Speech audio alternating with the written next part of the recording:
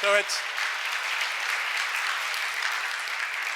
it's a privilege to be here. Thank you to the students who've put it together. And it's quite impressive because it reflects the fact that the life of the mind does not end at the classroom. So keep this going the rest of your lives. In fact, when I go around the world, I'm at universities, one of the things I love the most is certainly the excitement, the enthusiasm, often the optimism, even the frustration, but especially the questions. Now, I don't mean the research questions per se. They're important. I mean the questions from the students, especially questions like, what should I major in? Why? What am I going to do when I graduate? Where am I going to go? How do I make these decisions? And the fights they have with their parents about whether art history is a real major or not. And by the way, you can throw this one back at your parents, real data. About 10 years ago, the 1,000 largest companies in the United States, the most represented undergraduate major of the CEOs was anthropology, followed close by history. So let's have a round of applause for liberal arts. So what I want to do today really has very little to do with what I study, which is innovation at large corporations, large organizations, governments, nonprofits, etc. We can talk ad nauseum about that later if you'd like. But instead, I'd like to share a brief part of something I started developing about 5 years ago. It started just as some reflections I was making on a plane about my career up to that point, and it's now the last lecture of my program at Kellogg. And that was, I noticed that all of these brilliant students, and they are bright, and they're motivated, study so many things at school. They study strategy, they study differentiation, they study branding, they study all of these ways to create great businesses. And then they leave the school and take the same job as everyone else. Now think about that for a second. Now there's nothing wrong with going to work for Procter & Gamble, a phenomenal company. But part of the problem of this is that once you get into the current of life, it sucks you along, and unless you have the guts to stand back and consider where you are and where you're going, it won't happen naturally. So I wanted to reflect on this, and it came from experience of two booms and two busts. One was, as I was doing my doctorate, I was a bit sucked into the dot-com boom. And fortunately, I didn't give up my PhD. I was quite tempted, I'll tell you. But I saw all of my colleagues getting their degrees and running to Silicon Valley or running to Boston and saying, I'm going to go become an entrepreneur, which meant making as much money as you make in an investment bank and then becoming a billionaire in 18 months. Everyone knows that's what it's like being an entrepreneur. Well, so everybody ran and did that, and of course we all know things blew up. That didn't go so well. So a couple years later, I start to hear about things like private equity, venture capital, and hedge funds. Everybody's running to go take a job in that space. And we all know what happened there. Now, I'm not saying that being at a hedge fund or being a startup entrepreneur is a bad business. It's a fantastic business if it's right for you. And please go find out. What I am saying is maybe we need to think about the things we learn, and it could be about business, that happens to be where I am, or it could be the things you learn in literature or economics or other parts of your education and your experience. And so what I've done is pull out a few insights. This is not comprehensive, it is not me-see or anything like that, and it's not even very academic. It's a number of stories. And I think at the end of a long day on a Sunday, it's probably a good idea to tell some stories. So first of all, you're probably all familiar with this company, Government Motors. It's been in the news recently. You're probably also familiar with these companies. These companies are all on the screen for two reasons. Number one, they've all had a near-death experience. Some are dead, some have recovered, but they're shadows of their former selves, and some are great companies again. But nonetheless, they've all had a near-death experience. Number two, they were all the very best companies on the planet in what they did for decades. Not for a short period of time, not a flash in the pan, but for decades, these companies were the absolute gold standard in the world, and they've all had a near-death experience. What this says to me is, as soon as you become successful, as soon as you believe you've got the formula, you should be concerned. And this is a problem we all face in this room. You've all been extraordinarily successful, which is one of the things that's brought you to this point. But always be vigilant. So these are 7 of the things that I've gleaned from the history of innovation, and we'll get through perhaps most of them in my, what do I have, 95 minutes? Was that right? Somebody talk? No, anyway. So first of all, always keep the mission in mind. I have a group at the Kellogg School called the Kellogg Innovation Network, or KIN. It's a group of innovation leaders, mainly from large companies, but also increasingly from nonprofits and government and the arts. We get together a few times a year to talk about our problems, to talk about what it's like to create change in the world, to innovate, to do new things. And at one of these events 2 years ago at Cisco in Silicon Valley, San Jose, this fellow, Bill Perry, the former Secretary of Defense, arguably the best Secretary of Defense since World War II, Gates is giving him a run for his money, came to speak to us. Secretary Perry is a professor at Stanford now, so he drove down from Stanford. He walked in, he's probably 80. And I'll tell you, first of all, he had the absolute worst slides I've ever seen in a corporate presentation. They were Times New Roman, bullet point, black and white font, no pictures, absolutely mind-numbing. However, he had one of the most profound messages, and he was one of the most profound messengers. He got up and told stories. And the story I'll share is his first tour of duty at the Pentagon was in the 1970s under the Carter administration. And at that time, we had a big problem. The world had a problem. We didn't talk about it much because it was scary. At that time, the Soviet Union had overwhelming force majority in Europe. And if they had decided to roll their tanks across Western Europe, there was absolutely nothing we could have done about it except bomb. We had one choice, bomb or not bomb. Not a very good one. So Perry and his team said, we need to use what made America great and come up with at least some other options. And so he took a small team to DARPA, the Defense Advanced Research Projects Agency. They fund the goofy, crazy stuff that sometimes you never even hear about, like the internet, or like psychic telekinetics. And he went to DARPA and said, what have you got? And they went through an audit, and a month later they came out with this: smart weapons, smart sensors, and stealth. And he said, get it done in 4 years. Now you can guess why he said get it done in 4 years, because he figured he'd be out on his keister by that time, which turns out to be true. Keister is a technical word, you can look it up. But more important, I heard this story. This very modest man was presenting, and I cut him off. And I said, Secretary Perry, I apologize so much for cutting you off, but I must say something to my members. So remember, I have about 40 senior executives from the largest corporations in the world. And I looked at them and I said, Secretary Perry has here a grand challenge, the strategy, and the terms of engagement, all on one slide in less than 40 words that helped to bring down the Soviet Empire. I looked at the executives and I said, which one of you could articulate your company's strategy on one slide in less than 40 words? Always keep the mission in mind.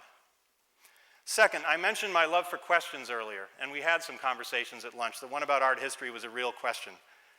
Always write them down. Cognitive science has proven that people only see the things for which they're looking. Think about that again. We only see the things for which we're looking.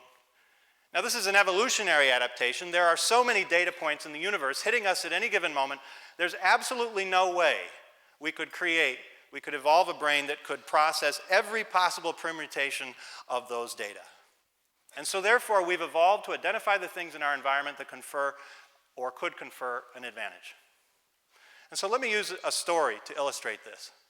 Many of you are familiar with this fellow, Alexander Fleming. Dr. Fleming discovered penicillin. Many of you are familiar with the kitschy little story, and unfortunately, most people take exactly the wrong insight from that story. So the story is that Fleming was a messy clinician. He went into his lab one day. He was studying bacteria. They were all in petri dishes. He walked into his lab one day, and the stuff got in the petri dish that killed the bacteria. And he looked at it, and he said, killed the bacteria. Doesn't kill me. In fact, he actually did that. I don't recommend you try it, but doesn't kill me. And at that moment, was born the modern pharmaceutical industry, penicillin. In fact, a large percentage of us would not be here today had Fleming not made that seminal discovery. Now, here's the interesting thing about it. A lot of people think this story says, well, this proves that innovation is serendipitous. It happens by chance. And we skip along and we notice something, say, oh, look, penicillin. And all of a sudden, stuff happens. In fact, that is absolutely not the right insight from this story. The reality is that literally hundreds of researchers had seen exactly the same thing going on for decades. In fact, in the 1920s, there were two researchers who wrote an article to try and help their colleagues stop getting that stupid stuff in the petri dish that keeps killing the bacteria. And nobody figured it out. What was different about Fleming? Well, one, we have to give it to him. He was an incredibly visionary, creative guy. And the reality is that some people are a little more creative than others. But the other one we can manage quite effectively. Fleming was in World War I, and he saw thousands of people dying of infectious diseases. As a result, he made it his life's mission to understand bacteria in order to help protect human beings from it. So therefore, when he saw the same thing that hundreds had seen before, he was the one who uniquely saw. So I'm quite serious about this. If there is something important to you, write it down. Do not assume you know what you're looking for. When you sit to write it down, you realize how little you know. And the other point I would make, what are the people whom you love asking? Do you know? Do not assume you know. Ask them. Live in multiple worlds. Now, this fellow is one of the great sociologists, Ron Burt, working in the business space. He's here at the Booth School, and he did a brilliant study over 3 years. He took a leave from the University of Chicago and joined Raytheon Corporation. He was the vice president of learning, a real job, but the quid pro quo was that he was going to see how people come up with new ideas and then get them funded. He found that people with 2 or more deep knowledge areas were better at coming up with good ideas. Now, that's not surprising, but here's the punchline. Number one, people who were good, say, at marketing and finance came up with better ideas. But also, people who were good at marketing and Italian opera, or finance and baseball. It didn't matter. Furthermore, they were better at getting other people to invest in their ideas. So when you think, well, I'm going to get a job and give up classical piano or stop going to baseball games, think again. I'm going to skip the next couple because of time. This is my favorite example from the history of innovation and the history of science. Seek wisdom in unexpected things, in mistakes. A lot of times when people make mistakes, they push it under the rug, because if nobody saw it, maybe nothing happened. But if things don't go as planned, perhaps there is a fundamental problem with your view of the universe. So these two fellows did perhaps the most famous failed experiments in history, Michelson and Morley. One of them won a Nobel Prize, the other died too early. But the two of them were seeking something called the luminiferous ether. So this was the dominant hypothesis of physics at the time in the late 19th century. It made a lot of sense. We all know that sound cannot travel through a vacuum, but light can. Therefore, there must be something in that vacuum we cannot see. It makes perfect sense. And so they termed this the luminiferous ether. And many had tried to find it for years. So Michelson and Morley determined they were going to be the ones to prove it. They did a brilliant set of experiments, and they failed. And they wondered why. They checked the equipment, others repeated the experiment, they tweaked a whole number of factors, and they kept failing. Finally, this fellow in the Swiss Patent Office looked at the experiments, and he said, "Perhaps there is no problem with the experiment. Perhaps there is a problem with the way that we see the universe." And thus was the beginning of the birth of the special and general theories of relativity. Now, a couple of our speakers have said this already, especially our friend from New Zealand. Above all, know thyself. Are you about the future? Are you about creating a vision and going there and dealing with uncertainty? Or are you the person who loves to get it right every time, the executor, the operations person who gets the ball bearing perfect off the end of the manufacturing line every time? These are two very different kinds of people, and we need both of them. Figure out which one you are. Are you the Tigger or the Eeyore? This is true as well. People are either more Tiggers. I have two very young daughters, and I know who these people are now. Tiggers, which is, oh my God, it's raining outside, isn't this great? Or Eeyores, we're never gonna make it, we're all doomed. Figure out which one you are and live it. I'll tell you, anytime you're making critical decisions, make darn sure you have both in the room, or you could all run off a cliff together or miss a big opportunity. Diversify and prototype. Change the context of your life. Once you get out of school, don't go right into your career. Do go right into your career, but don't stay in that forever. Go to a conference that has absolutely nothing to do with what you do. I'll tell you, when you go to a computational fluid dynamics conference, they're really happy you're there. They have no idea why, but boy, they have a good time trying to explain to you what the heck they do. Second, create options in life. Don't drop the piano. Go volunteer for a nonprofit. Go run a nonprofit. Create multiple tracks. One of the saddest things that happens in life is we get so focused on today, the urgent things, the urgent, unimportant things, that they push out the things that are truly important. It takes guts and vision and determination to make sure that you do not do that. I'll tell you, we only have a short period of time on this planet, and I know it doesn't look like that when the future is grand and the world is your oyster, but the older I get, the more I realize how short our time is, so forget about sunk costs. You learn this in accounting class, but somehow people say stupid things like, I've been an accountant for the last 15 years, there's nothing else I can do. If you ever hear yourself say that, you need to love it, change it, or leave it. Finally, our common objective, to build prosperity. And I mean this in the broadest sense of the word. People, planet, profit, the whole shebang. Proving Malthus wrong again. Many of you know this fella, Thomas Robert Malthus. This is a recent photo. Malthus was arguably the first demographer in history. And in 1798, he wrote a book called On Population. In this book, he argued that population growth would increase geometrically, and food production would increase arithmetically. And at some point in the midst of the 19th century, society would collapse under the weight of its own demands in mass starvation, conflagration, and warfare. Does this sound familiar? So as we return to this moment, I'd like you to reflect on the fact there were only two reasons that Malthus was wrong. One was the end of the Little Ice Age.